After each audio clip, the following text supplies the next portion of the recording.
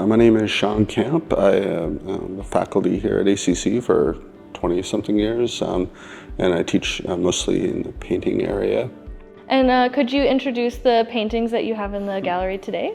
Yeah, so these works are sort of a continuation of a different kind of trajectory, but a continuation of what my artwork has been about for quite a while now, which is sort of the way that we frame our understanding of the world around us through opposites, and a certain kind of balance between the two extremes. Like, you could be hot, you could be cold, you could be happy, you could be sad, and usually we're striving for kind of a state that's like a balance between those extremes and everything. Mm-hmm. And if you look at the individual level of things, like for instance, if you flip a coin 100 times, you're likely to get a balance between heads and tails. Mm-hmm. But that's impossible with every individual flip of the coin. And so I think these works here kind of try to reveal this concept that something is either one way or the other, and it's impossible to necessarily, or what I'm trying to set up is a situation where it's impossible to reconcile those and decide which way is real. So to start out, could you please tell us a little bit about your background and your artistic practice? For sure, yeah. So my name's Ezra Romero, and I'm a second-year student here at ACC. The focus that really brought me to this school was I wanted to learn how to paint. And so, I took some basics and then worked my way in towards painting. Mm-hmm. And can you tell us a little bit more about the work that you have in the gallery right now? Yeah, for sure. So these are some pieces that I made in a class last semester, Painting 2, Honors Painting 2 specifically. I would say the main things that I'm trying to focus on with this painting are very visual in nature. So I wanted to really stretch the limits of the concept called the bezeled effect. It's more or less just like an optical illusion that happens when you interlace stripes of different colors together. They kind of look like they're fusing together. And so I kind of wanted to stretch that to its limits by using metallic paints, since they're kind of hard to pin down color-wise given the way they shine. Yeah, so I think this piece here is actually a great example of that. Here you can see I have my metallic stripes, and then they're interlaced with these white stripes, and then down here it's the same thing but with black stripes. And so according to the bezeled effect, at a certain distance away, those are going to start to interlace together visually, and they're going to start mixing the colors optically so that it looks like they're changing. And how that works with this piece is basically when you're standing farther away, these top pieces start to look like they are brighter in color than these here that are with the black stripes are going to look darker in color. And so I was really trying to see if I could emphasize that with these horizontal stripes of the opposing black and white colors to really push that further.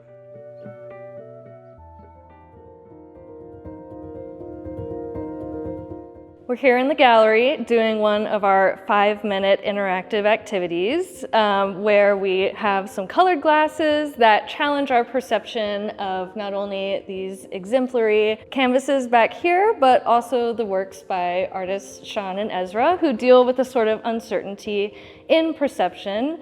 And so I just wanted to ask you guys, because you have some similar sort of themes in your work, how do you think that they play off of each other when they're exhibited so closely together? I think one thing that I think they obviously have in common is these kind of like harsh, crisp edges and solid areas of color that are kind of meant to play off of each other individually within each work. And that's, I think both of them also have a lot to do with our perception for reconciling the information, reconciling like what it is that we're looking at. I think that's a great insight there. I think one of the things I've noticed by having these next to each other is the different, when I say dimensions that we're playing with. I think one of the things I try to do with my pieces is really play close to the vest and kind of like keep, as I said before, maybe as few blocks in play as possible. Whereas when I look at yours, I see definitely like more dimensions being played with, more blocks being played with, more just tools that you're using. And it's cool, I think, to reflect those two and see how like possible avenues of further exploration and just exploration that I can look into in the future. Yeah. in your words, how do you feel uncertainty, the theme of uncertainty is explored in your work? Well, for instance, like these geometric shapes, the planes can either be like inclining toward the viewer or bending back away from the viewer. And what I'm trying to set up is an ambiguity in that where neither one is categorically correct.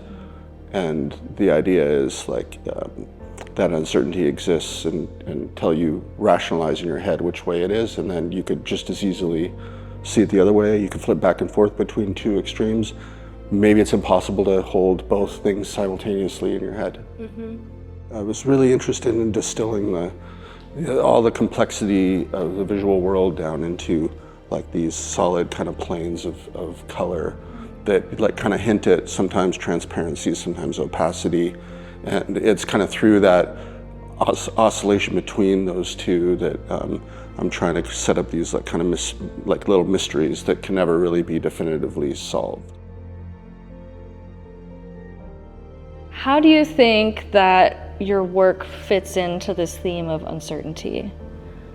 I would say it fits in quite literally. It's really playing into visual and perception and how we use vision like as one of our main senses to like make sense of the world and perceive it.